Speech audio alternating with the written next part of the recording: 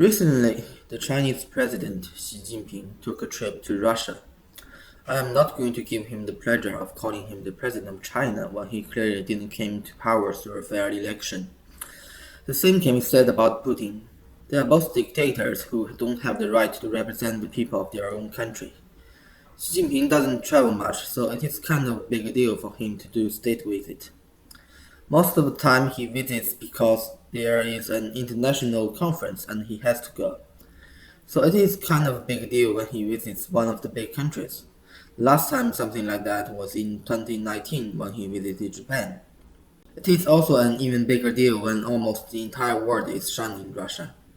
The only ones who are willing to openly help Russia is the King III from the North Korea, Lukashenko from Belarus, and the misogynists from Iran. All are also enemies of the world. Though Xi Jinping hasn't openly helped Russia, he has certainly been driving in the same lane as Putin. The propaganda department from his government has been spreading the same kind of propaganda from Putin's government.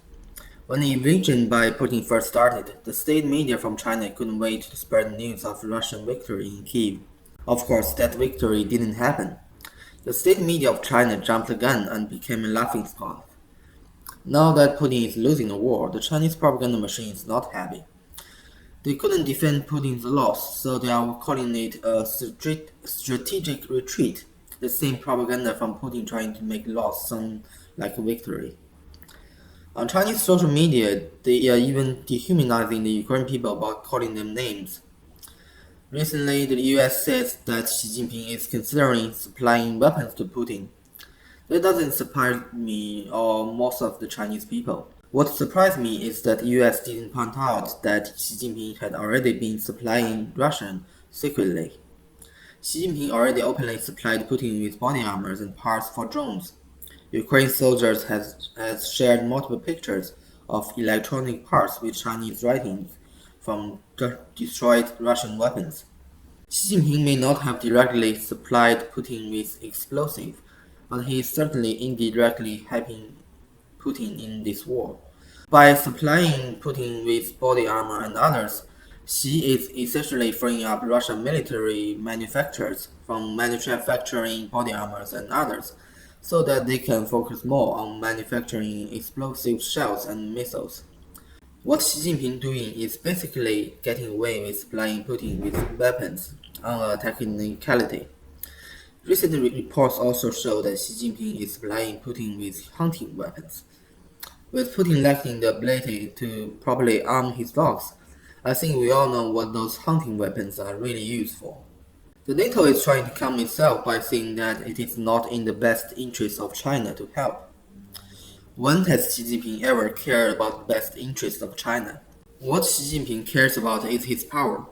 Historically, Russia is no friend of China. Russia took around 5 million square kilometers of land from China. That is nearly 2 million square miles, or about the size of 8 Texas. It is also directly responsible for breaking Mongolia from China. When Russia took our land, they didn't just take the land, they also slaughtered the original local residents, then replaced them with their own people. When Japan took our land in the World War II, at least they didn't try to exterminate the local population. Compared to the Russians, the Japanese were kitty cats in the Second World War. Yet the Chinese government don't want to talk about it. They want the Chinese people to hate the Japanese, not the Russians. Even today, the Japanese are still one of the biggest foreign investors in China. The Russians couldn't even tolerate the Chinatown in Russia. Just a few weeks ago, the famous Chinese comedian Zhou Libo got erased from the internet in China for pointing out the crap that Russia put on China.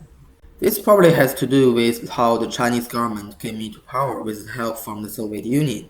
They are probably afraid if the Chinese people ask too many questions about Russia and the Soviet Union, the Chinese Communist Party will lose its legitimacy. The Communist Party may owe Russians some debt, but the Chinese people owe them payback. Then again, Xi Jinping doesn't really care about what the Chinese people are owed. To stay in power, he needed someone to blame for the mistake he made in China. He needed an enemy to redirect hate in China to. The enemy for distraction used to be Taiwan, now it's US, NATO, and its allies. Back then, the Taiwan government was to retake China after the Civil War of China. Now the Taiwan government just want to live their normal life and not to be bothered by Chinese government. But for the Chinese government, when they chose an enemy for distraction, they also dig a hole for themselves. If they give up their claim on Taiwan, it'd be like saying all the crap they put against Taiwan was for nothing.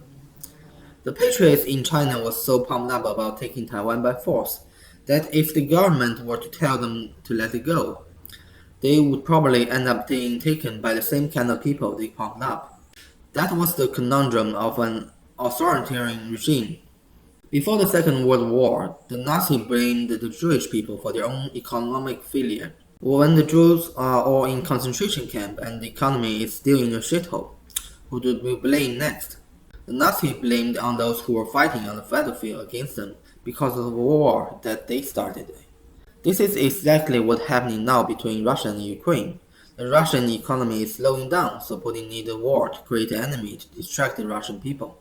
The problem is that Russia is not as strong as the Nazi war, and then the Ukraine is tougher than the Poland used to be, and that the world is much more united and alarmed this time.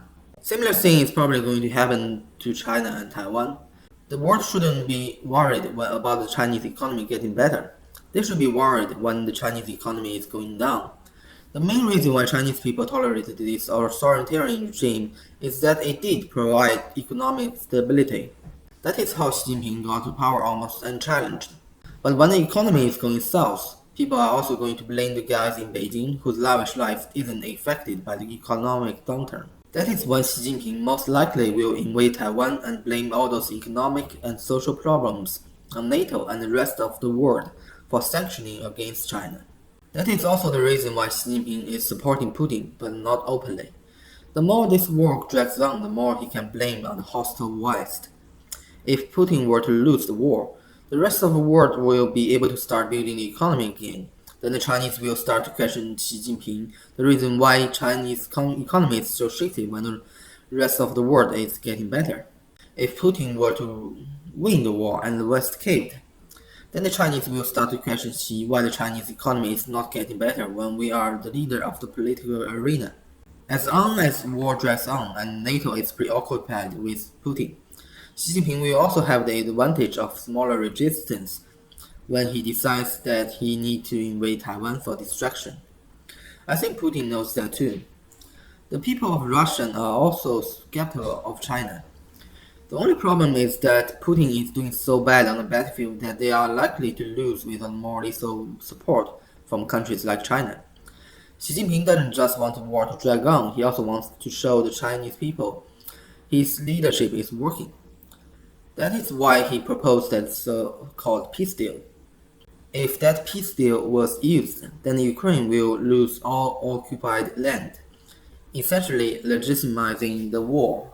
The war will still drag on, just on a smaller scale, and Xi Jinping will come out like a big shot. Luckily, the Ukrainian people are tough. They don't care about what Xi Jinping wants, and certainly don't care what Putin wants. I was in Ukraine a few years ago. The cities were beautiful and the people are lovely.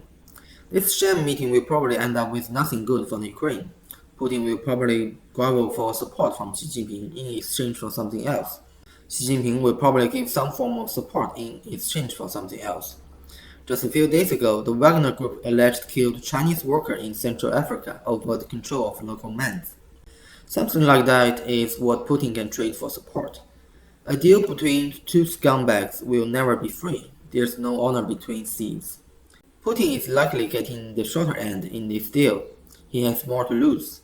Putin doesn't have any more valuable allies as Xi Jinping. Maybe after this meeting, the Ukraine may finally admit that Xi Jinping is on the side against them. Eventually, the US will probably find out that Xi Jinping has been supplying Putin with weapons secretly for months. More sanctions will hit China, and Xi Jinping can blame the crappy Chinese economy on those sanctions. The Chinese economy is already going south. Just a few days ago, the Vanguard Group started pulling out of China. Just a new sign showing how dangerous the Chinese economy is. For the Ukrainian people, I hope that they can get all the weapons they need as soon as they can. The US and its allies need to speed up the pace. Maybe try to have some balls and follow the lead from Poland. At least Poland understands that Putin won't just be satisfied with Ukraine. A long war will only hurt Ukraine and benefit theirs and China.